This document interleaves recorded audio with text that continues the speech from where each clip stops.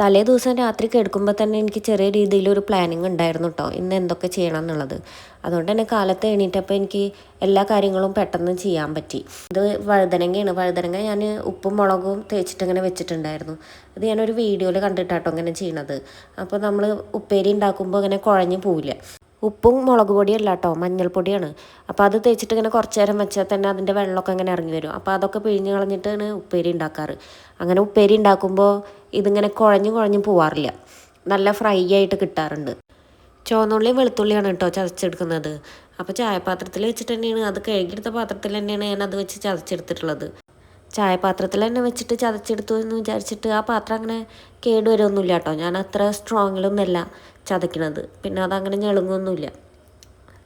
പിന്നെ അങ്ങനെ എല്ലാത്തിനും ഓരോ പാത്രങ്ങളും ഇതൊക്കെ എടുത്തിട്ടുണ്ടെങ്കിൽ പിന്നെ ഞാൻ തന്നെ കഴുകണ്ടേ. അപ്പോൾ എനിക്ക് ഇഷ്ടമല്ല അങ്ങനെ കുറേ പാത്രങ്ങൾ കഴുകണത്. അപ്പോൾ ഞാൻ ഉള്ളത് തന്നെ വെച്ചിട്ട് ഒരു പാത്രം എടുത്താൽ തന്നെ ഞാൻ കഴുകി വീണ്ടും ഉപയോഗിക്കും. ഞാൻ എണീറ്റ് വന്നപ്പോൾ തന്നെ ചപ്പാത്തിക്ക് കുഴച്ചിട്ട് ബോൾസാക്കി വെച്ചിട്ടുണ്ടായിരുന്നു കേട്ടോ. അപ്പോൾ അതെടുത്തിട്ട് ഉപ്പേരിയൊക്കെ ആയതിൻ്റെ ശേഷം അതെടുത്തിട്ട് ഞാൻ ചപ്പാത്തി ഉണ്ടാക്കുകയാണ്. അപ്പോൾ അതിൻ്റെ ഇടയിലാണ് ഓർമ്മ വന്നത് ആര്യനെ വിളിച്ചിട്ടില്ല എന്ന്. 7:45 ടൈം. അപ്പോൾ ആര്യനെ വിളിക്കാൻ വേണ്ടിയിട്ട് പോയി നോക്കിയപ്പോൾ അതേ സിയമോളാണ് അവിടെ ഉണർന്നിട്ട് ആര്യൻ്റെ അടുത്ത് പോയിട്ട് കിടക്കുന്നുണ്ട്. ആര്യനാണെങ്കിൽ നല്ല ഉറക്കാട്ടോ.